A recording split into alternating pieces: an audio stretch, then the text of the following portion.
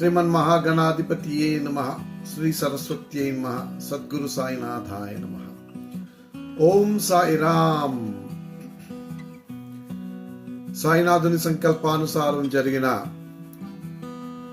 షిరిడి పాదయాత్ర హైదరాబాద్ నుండి బిహెచ్ఎల్ వరకు రెండవసారి దిగ్విజయంగా పరిసమాప్తి అయ్యింది. 21వ తారీఖు నవంబర్ నుండి 9వ తారీఖు వరకు డిసెంబర్ వరకు జరిగిన ఈ పాదయాత్ర 19 రోజుల యాత్ర చాలా ఆనందంగా, ఉత్సాహంగా, ఉల్లాసంగా సాగింది. సాయినాథుని సంపూర్ణ ప్రేమ, కృపా కటాక్షాలు అడుగడుగున కనిపిస్తూనే ఉన్నాయి. వాటిని చూసి హృదయం చాలా ఆనందంతో పొంగింది. మనోభావాలు తారాస్థాయికి చేరాయి. సాక్షాత్తు సాయినాథుణ్ణి దర్శించాయి. ఆ పరమానందంలో ఎన్నో పాటలు పాడుకుంటూ సాయినాథుడు అందించిన ప్రేరణతో నాకు తెలిసి ఇంకా వాటిని మొబైల్లో రికార్డ్ చేసుకోవడమే తప్ప పేపర్ మీద ఇంకా పెట్టలేదు. పూర్తయ్యేసరికి మరి 100 అయితే దాటుతాయని అనుకుంటున్నా. వీటితోటి మరి సాయినాథుడు ఇప్పటి వరకు 1500 పాటలకి పైగా రాయించాడు. పాదయాత్ర మొదలెట్టినప్పుడు 1460 పాటలు రాయడం జరిగింది. తప్పకుండా ఈ పాదయాత్రలో 1500 పాటలు అన్న ల్యాండ్ మార్క్ని సాయినాథుడు పూర్తి చేయించి షిరిడీకి ఆనందంగా అడుగులు వేయించి రప్పించుకున్నాడు, ఆశీర్వదించాడు. తద్వారా సాయి భక్తులు ఎందరో ప్రేరణ ఇస్తూ, మోటివేషన్ ఇస్తూ, మంచి పలుకులు మాతో మాట్లాడుతూ, ఫోన్లో లేదా మెసేజ్లు పెడుతూ, లేదా యూట్యూబ్లో పెట్టిన అంశాలని చూస్తూ వారు కూడా ఆనందం చెందారు. వారు కూడా పాదయాత్ర చేస్తున్న భావన వారికి కలిగింది అని చెప్పడం మాకు చాలా ఉత్సాహాన్ని ఇచ్చింది. తద్వారా సాయినాథుని కృపా కటాక్షాలు అందరిపైన ఉన్నాయని తెలుస్తుంది. ఎప్పుడు కూడా సాయి పథంలో ఆనందానికి లోటు లేదు. ఈ పాదయాత్రలో అనేక విషయాలు ఉన్నాయి. నేను చెప్పడానికి కొంచెం సమయం పట్టినా ముందు నాకు సాయినాథుడు పరిపూర్ణంగా తాను చూపించిన లీలలను ఆయనే దానికి సరైన అర్థాన్ని బోధించి నా చేత నా నోట పలికిస్తే తప్పకుండా వాటిని శ్రద్ధా అండ్ సబూరి ఫౌండేషన్ అనే ఈ యూట్యూబ్ ఛానల్ ద్వారా అందిస్తాను. అందరూ కూడా విని ఆనందించండి, లైక్ చేయండి, షేర్ చేయండి, సబ్స్క్రైబ్ చేయండి. మీ ఆనందాన్ని ఇతరులతో పంచుకోండి. ఆ విధంగా సాయి కృపకు పాత్రలు కట్టి. సరే, ఇవాల్టి విషయానికి వస్తే సాయి సబూరి అనే పదానికి నిర్వచనం ఏదో మాటలతో బోధించడం కాకుండా తన లీల ద్వారా అద్భుతంగా బోధించారు ఈ పాదయాత్రలో. సచ్చరిత్రలో అంతే కదండి, అన్ని లీలలు ఉన్నాయి, సాయి లీలలు ఉన్నాయి. ఆ సాయి లీలల్ని మనం అర్థం చేసుకున్నామంటే మన జీవితం ధన్యమైపోతుంది. చాలా విషయాలు బోధపడతాయి. అలాగే మరి ఈరోజు పాదయాత్ర చేస్తున్నప్పుడు కలిగిన అనుభవాలు, సాయి లీలలు మన ముందు ఆయన కొన్ని సంఘటనల్ని ఆయన ప్రవేశపెట్టడం, ఆయన సంకల్పానుసారం జరిగాయి. అంటే పాము రావడం కానివ్వండి, కుక్కలు వచ్చి మొరగడం కానివ్వండి, ఇంకా చాలా విషయాలు, అనేకమైన విషయాలు జరిగాయి. మెల్లగా మాట్లాడుకుందాం. అయితే ఇవాళ సబూరి అన్నది బోధపడింది అన్నాను కదా. ఏ విధంగా అంటే, ఒకానొక రోజు ఉదయాన్నే లక్ష్మీప్రదమైనది సాయి నామస్మరణం అని పాడుకోవడం జరిగింది. సాయినాథుడు నా చేత పాట రాయించడం జరిగింది. ఆ పాట పాడిన తర్వాత చాలా ఆనందం వేసింది. అడుగులు వేస్తూ ఉంటే కొంత దూరం వెళ్ళిన తర్వాత ఒక రూపాయి నాణ్యం దొరికింది. ఆహా, లక్ష్మీప్రదమైనది సాయి నామము అని పాట రాయించాడు సాయి. పాట పాడుకోగానే మనకి రూపాయి దొరికింది, లక్ష్మీ కటాక్షం కలుగుతుంది అని చాలా ఆనందించడం జరిగింది. ఆ విధంగా ప్రయాణం సాగుతోంది. మరుసటి దినం సాయినాథుడు మళ్ళీ రోడ్డు మీద 10 రూపాయల నాణెం దొరికింది. ఆ నాణాన్ని చూసి, ఆహా, సాయినాథుడు నిన్న రూపాయి ఇచ్చాడే, ఇవాళ 10 రూపాయలు ఇచ్చాడు, 10 రెట్లు ఇచ్చాడు అని చెప్పేసి ఆనందించడం జరిగింది.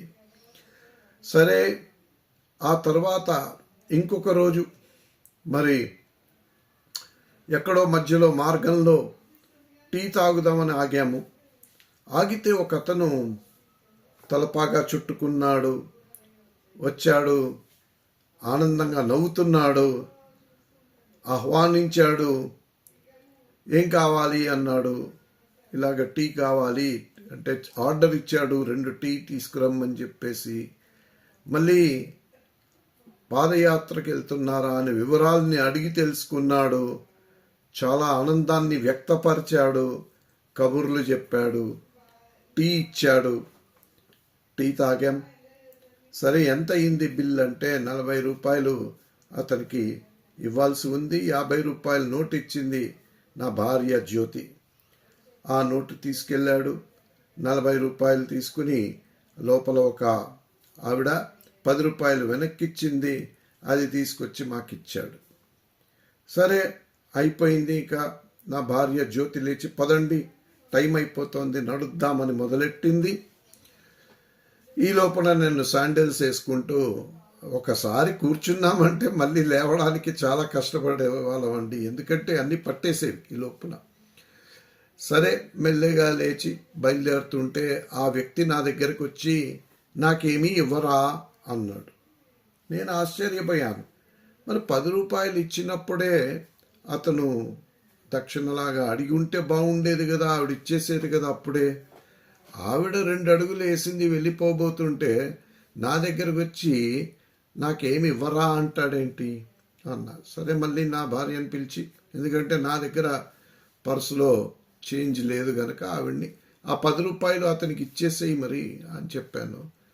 ఇచ్చేసింది, తీసుకున్నాడు, చాలా ఆనందపడ్డాడు. ఆ విధంగా అక్కడ ఆ టీ స్టాల్లో పెద్ద సాయిబాబా ఫోటో ఉందండి. కూర్చుని ఉన్నాడు ఆయన. చాలా ఒక బ్లాక్ అండ్ వైట్ ఫోటో ఉంది. ఆ విధంగా కూర్చున్నాడు. ఇతను కూడా ఆ తర్వాత 10 రూపాయలు తీసుకున్నాడు, వెళ్ళాడు, కుర్చీలో కూర్చున్నాడు, తలపాగా చుట్టుకున్నాడు. మరి ఇతను ఓనరు కాదు, అక్కడున్న నౌకరు కాదు. ఎవరితను, ఎందుకు అడిగాడు? సరే, అదంతా మాయ కప్పేస్తుంది కదా, యాజ్ యూజువల్ అనుకుంటూనే ఉన్నా ఇతను వ్యవహారం కాస్త విచిత్రంగా ఉంది అని. అలాగా సాయే ఆ రూపంలో వచ్చి 10 రూపాయలు తీసుకున్నాడని అనిపించింది.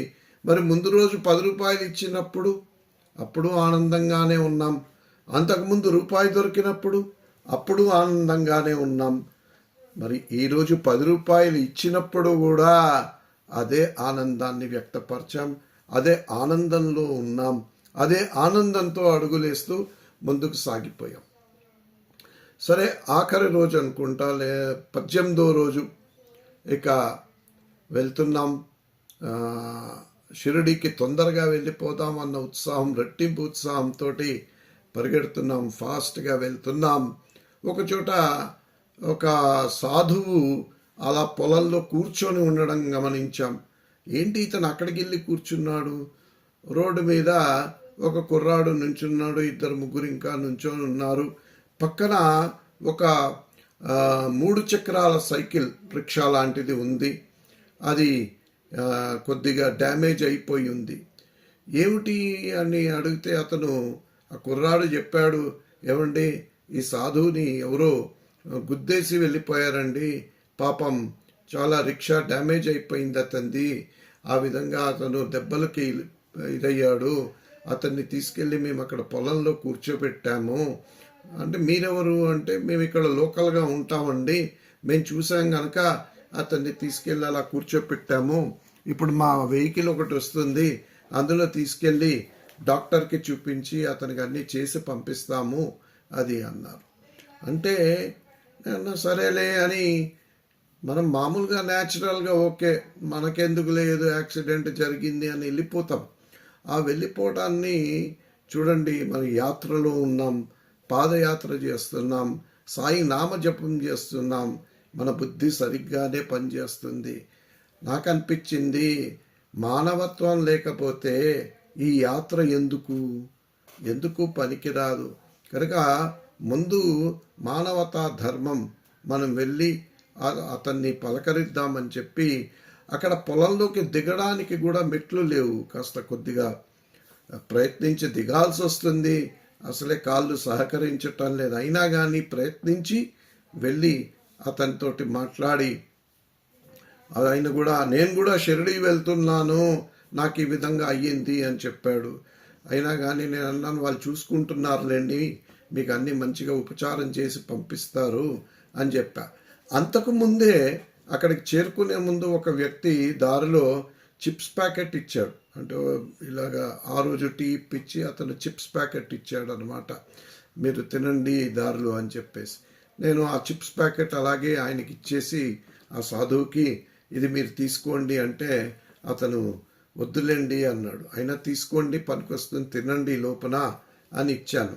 ఇస్తే అతను అది తీసుకుని ఆ కుర్రాడు ఎవడైతే అతనికి సేవ చేస్తున్నాడో అతనికి ఇచ్చేసి నువ్వు తిన్నాయినా అని చెప్పాడు.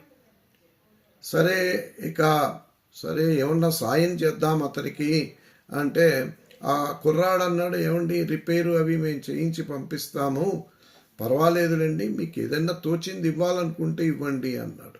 సరే ఈ లోపల పర్స్ ఓపెన్ చేస్తే మరి రోజుల్లో అన్నీ ఆన్లైన్ పేమెంటే కదా, చిల్లర 150 రూపాయలు ఉంది.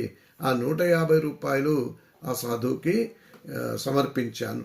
అతను అన్నాడు, మీరు కూడా యాత్రకి వెళ్తున్నారు కదా, పాదయాత్రలో ఉన్నారు, నాకు మీ డబ్బులు ఇచ్చేస్తే ఎలాగా, మీరు ఉంచుకోండి అన్నాడు.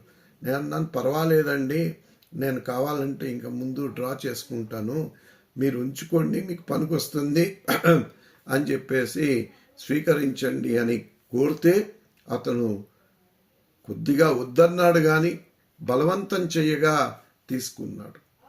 చూడండి, అతని దగ్గర సాధువు ఏమీ లేవు డబ్బులు, యాక్సిడెంట్ అయ్యింది, అయినా కానీ డబ్బులు ఇస్తే నిరాకరిస్తున్నాడు. చాలా బతిమాలితే తీసుకున్నాడు. మరి ఆ 150 రూపాయలు ఇచ్చినప్పుడు కూడా అదే ఆనందం, సాయికి సమర్పిస్తున్నాను అన్న ఆనందం. ఈ విధంగా సాయి రూపాయి ఇచ్చినప్పుడు అదే ఆనందం, 10 రూపాయలు ఇచ్చినప్పుడు అదే ఆనందం, 10 రూపాయలు తీసేసుకున్నప్పుడు అదే ఆనందం, 150 రూపాయలు ఇవ్వాల్సి వచ్చినప్పుడు అదే ఆనందం. ఇదే ఆనందంతో ఆ స్థాయి తగ్గకుండా సాయిని దర్శించుకుంటూ సాయిని ప్రతి క్షణము చూస్తూ కళ్ళ ఎదుట పరమానందంతో సాగిన యాత్ర. ఇదే ఆనంద స్థితిని ఎప్పుడు ఉంచుకోవడం అన్నదే సబూరి అన్నది అని సాయి బోధించాడు. సబూరి అంటే మనం ఊరికే సహనం, ఓర్పు అని చెప్పి వదిలేస్తాం, అదొకటే కాదండి. సుఖమున్నా ఆనందంగా ఉండడం, సాయి ఇచ్చింది మహాప్రసాదం అని స్వీకరించడం, కష్టాలు ఉన్నా సాయి మనకిచ్చింది మహాప్రసాదం అని తీసుకోవడం, ఎట్టి పరిస్థితుల్లో ఎలాంటి విపరీత పరిస్థితులున్నా మంచి పరిస్థితులున్నా మన స్థితిగతులు ఏమున్నా మనకి అందినదంతా సాయి ప్రసాదమని స్వీకరిస్తూ సాయినాథుణ్ణి సాయినాథ్ మహారాజ్ కి జై అనడమే సబూరి. అందరూ ఇదే స్ఫూర్తితో శ్రద్ధా సబూరీలను పాటిస్తూ సాయినాథుని కృపా కటాక్షాలతో సంపూర్ణ ఆయురారోగ్య ఐశ్వర్యాలతో అఖండ లక్ష్మీ కటాక్షంతో ఉంటూ వారి కోరికలన్నీ నెరవేరాలని, మా సాయి వారి కోరికలన్నీ తీర్చాలని మనస్ఫూర్తిగా కోరుకుంటూ సాయినాథ్ మహారాజ్ కి జై, సాయినాథ్ మహారాజ్ కి జై, సాయినాథ్ మహారాజ్ కి జై.